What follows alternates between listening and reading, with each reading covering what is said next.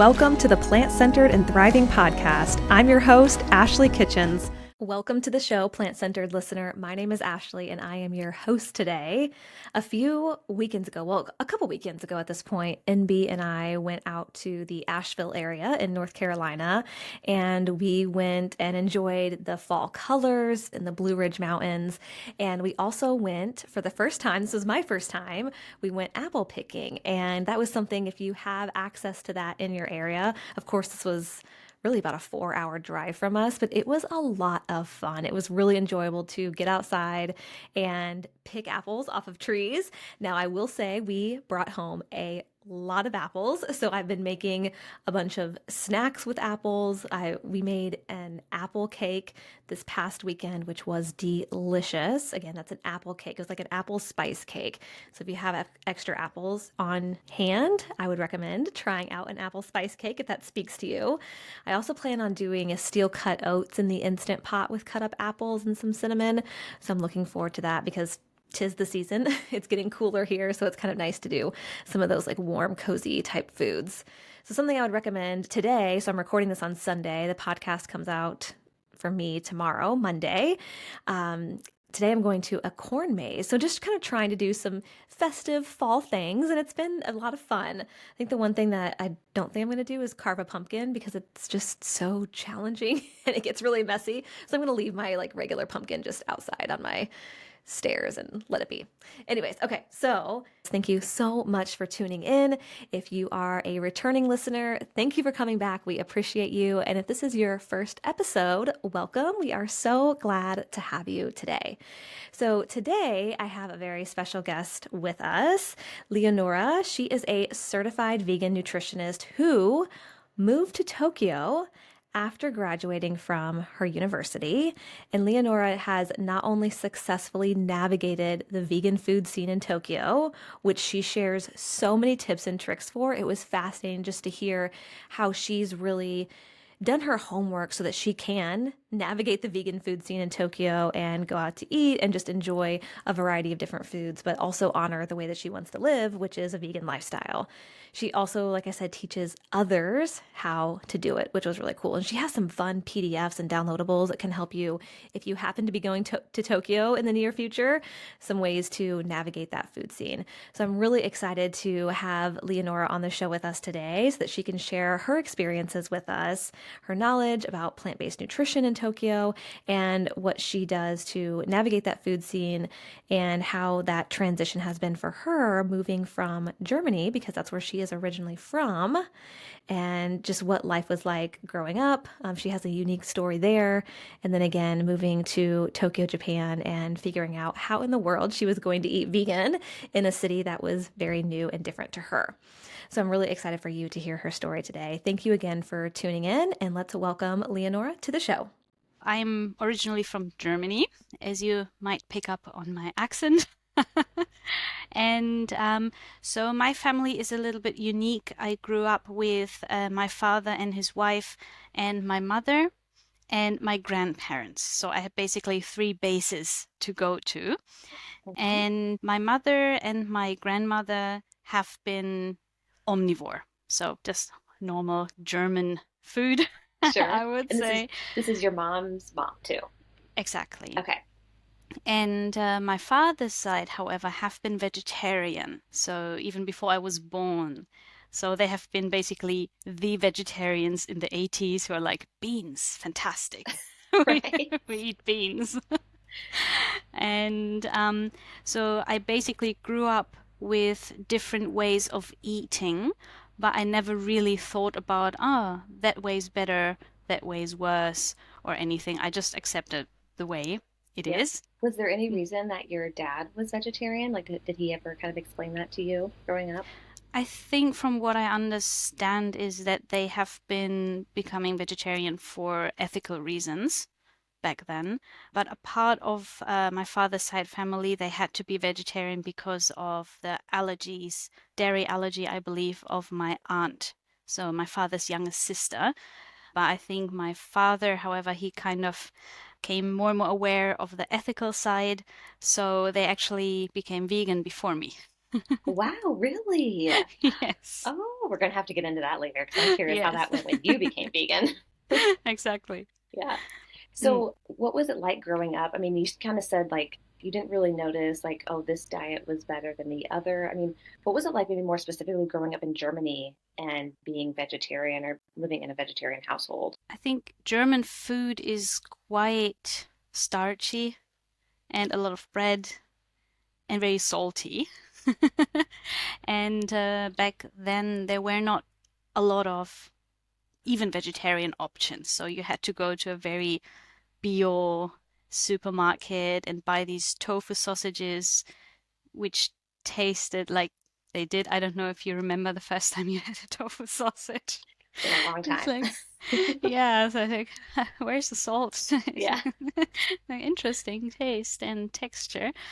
But my parents always cooked very fresh, in my opinion. So they had kind of their to-go recipes, which they offered. But as a child, I have to say, because I didn't really understand and because I was used to having a lot of salt in my food, I of course preferred eating at my grandparents because there was a lot of salt and a lot of, artificial flavors Uh-huh. perhaps in there. So I kind of always thought, at my father, it tastes a bit bland.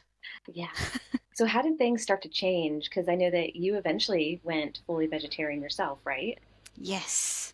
So when I was in the age between 18 and 20, I slowly started thinking, what about the animals? And I remember that my father's side, we haven't eaten meat or fish all my life. So I thought, hmm, so I guess you don't need meat in order to be healthy? I said to myself, I want to stop eating that. I want to stop eating animals. And because I know my parents are healthy, so I'm probably healthy too. So there's not much need anymore nowadays to consume meat the way I did before. And just at that time, my parents, thanks to my younger sister, turned vegan. So my sister was actually quite the activist back then with only 12, 11 or 12 years old. So retrospectively, I'm like, wow, that's Yeah. amazing. Yes. And it started because she couldn't really handle dairy, but she did research. She was involved with PETA activities, so she thought, no, dairy, no, thank you. That's just terrible. Yeah. And my father and his wife, they're actually quite open to that. And my father likes to experiment, so he tried to make different cheeses himself and tried to find alternatives. But for me at that time, I have to say sadly, I thought, oh, no, thank you. I love cheese. Uh-huh. Yep. I don't want to give up on my cheese. So Yep. I turned vegetarian for the time being. Okay. Which I Yeah. know probably everyone listening can relate to that at some point. I feel like we've all said it at one point in our lives before we went Cheese. plant-based or vegan. Yep. And we talk a lot too on the show that sometimes it just takes one person like your sister to get the ball rolling when it comes to maybe showcasing what it's like to live a vegan lifestyle or getting other people to maybe think, oh, maybe I could do this too. So you were 18 to 20, you go vegetarian, and then at what point, when did the idea of becoming a dietitian kind of come about? Were you already starting the path to become a dietitian? So that came actually quite late. So add 10 years on Okay. top. And on the way, many things happened. So maybe I start there so you understand my journey a bit better. I was on and off Japan because of my father's work. He took us to Japan when I was 16, and I kind of started to like Japan.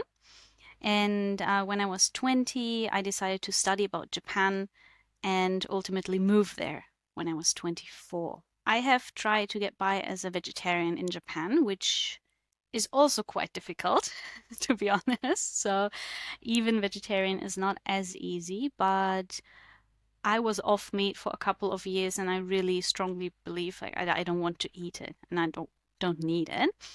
Then a couple of years later, I kind of slowly transitioned away from the desire to eat cheese simply because there is not much cheese available. Well, let's say good cheese Sure. Yeah. in Japan. The imported cheese is very expensive, and me just having a, well, entry job in Japan, I kind of didn't want to spend too much money on cheese, so I stopped eating dairy products slowly. And at one point, I was actually eating pizza, to be honest, with cheese on top. I felt it in my mouth and thought, wow, this is actually for baby cows. Why am I eating this? Because before that, I had tried to educate myself and I knew about the dairy industry, but it didn't really click yet. So at that specific moment, I decided no, it didn't really have the satisfying taste I remembered. So I chose to become vegan, which of course is quite a challenge in Japan. When I started another job, my manager, she started asking me questions. Where do you get your protein from? Where do you get your fats from? And I knew it was possible, but I didn't really have any satisfying answers to give her. So I was like, yeah, I mean, beans? Hmm? So this is really all I could say. So I knew it is time to educate myself so I can educate and help others.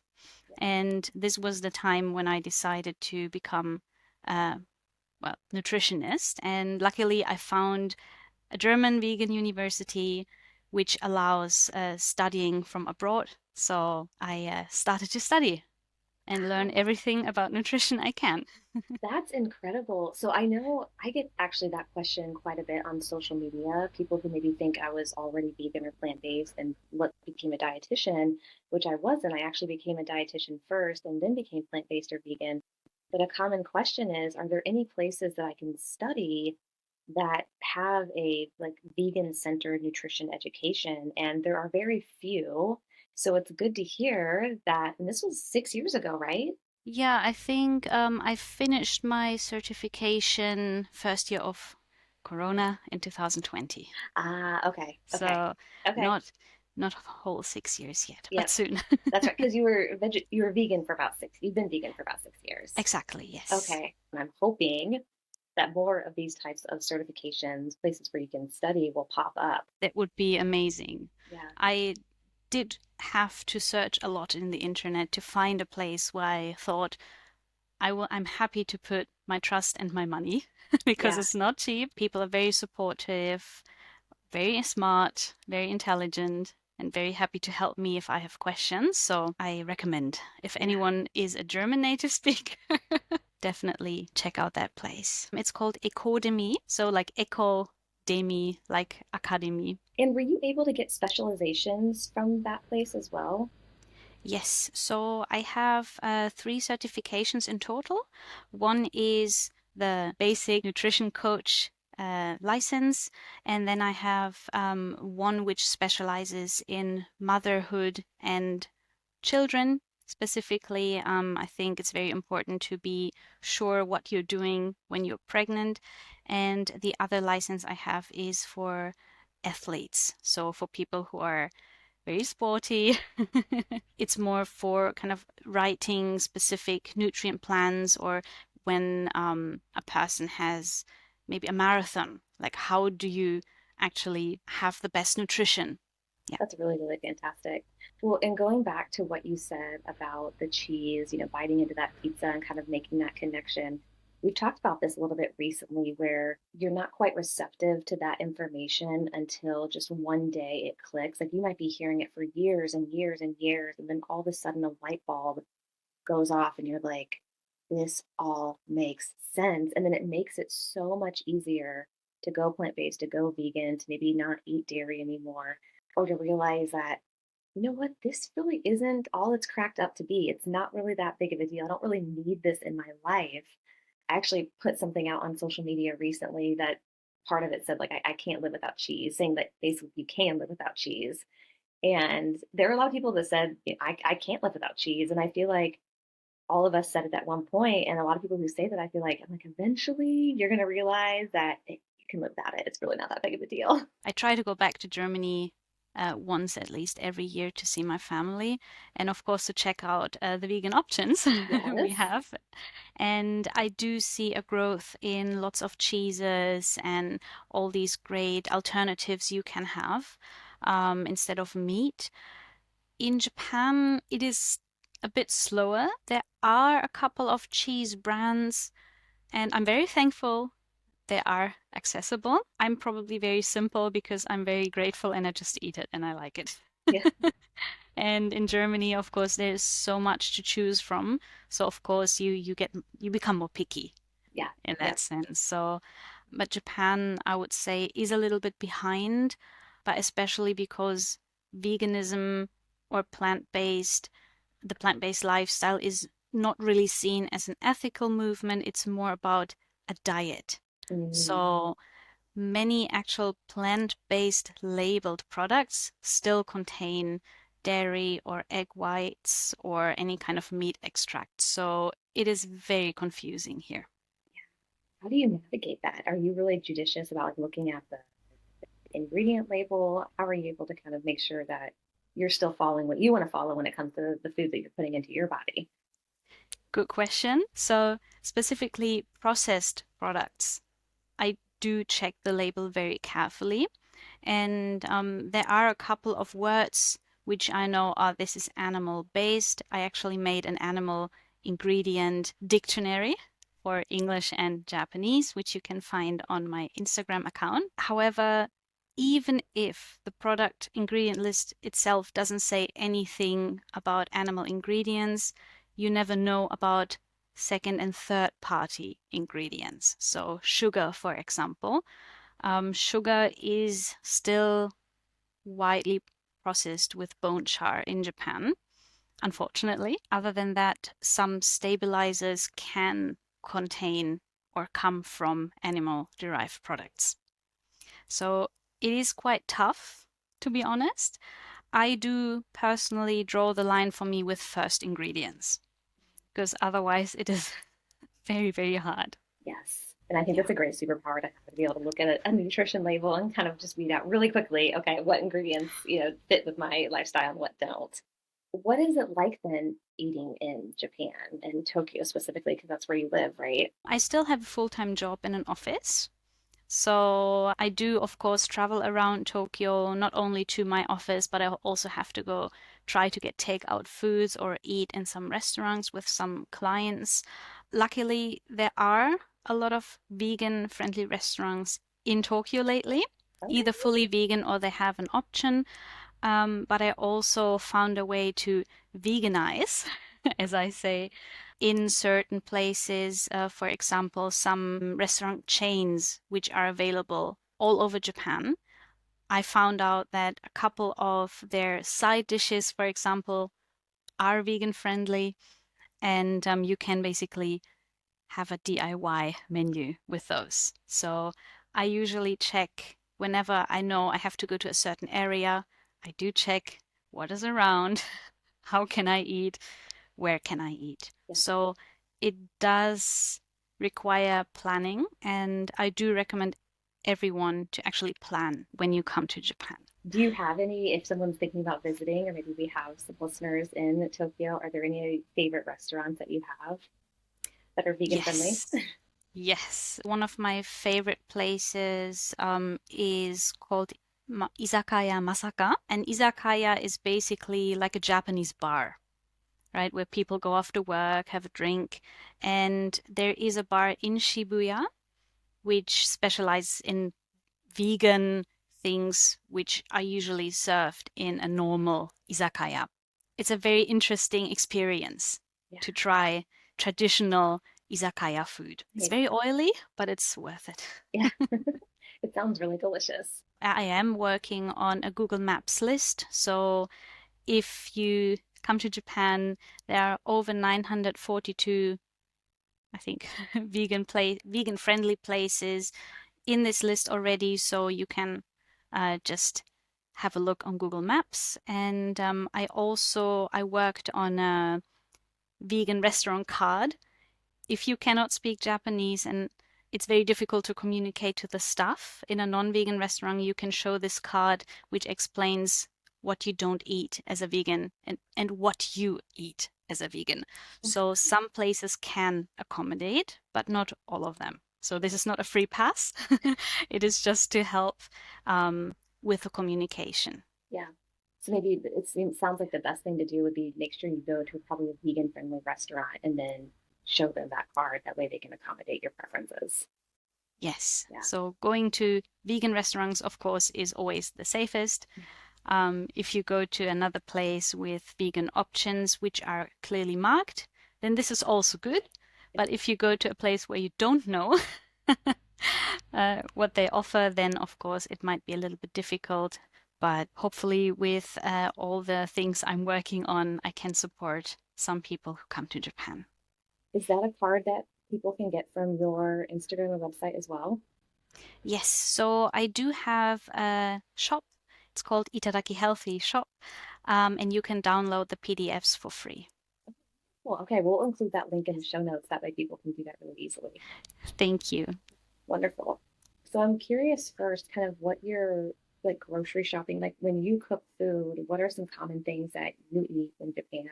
For me personally, I do cook once a day in the evening, and I do have a lot of staples in my kitchen.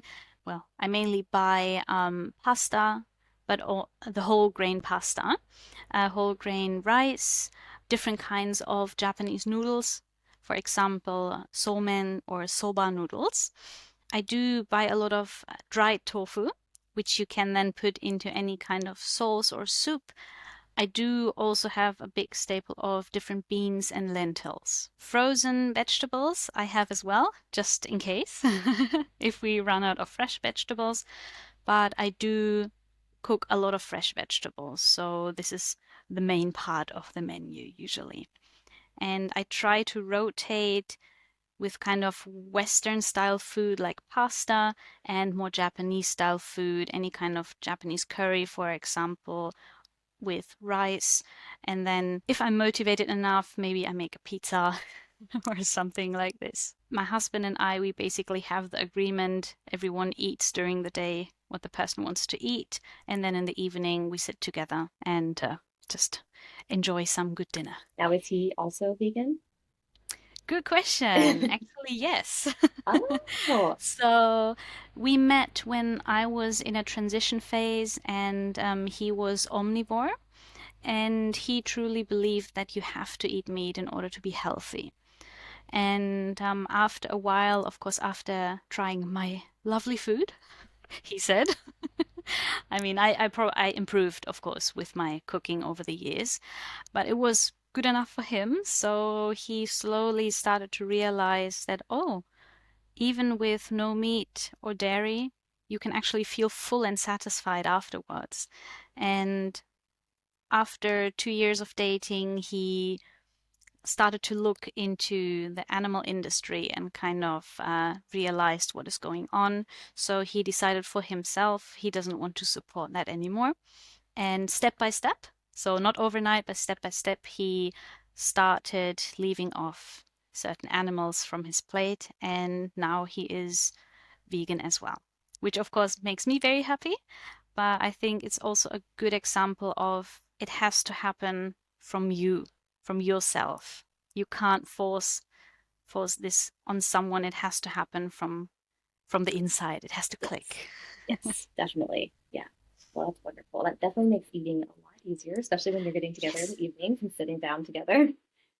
Definitely. Well, so how is veganism received in Japan? I know you said it's kind of like they're still getting different products. It's maybe not as popular as it is here in Germany or in the States. It really depends on who you're talking to, of course. It is kind of 50-50. One half of the people I talk to say, "Oh, you must be so healthy."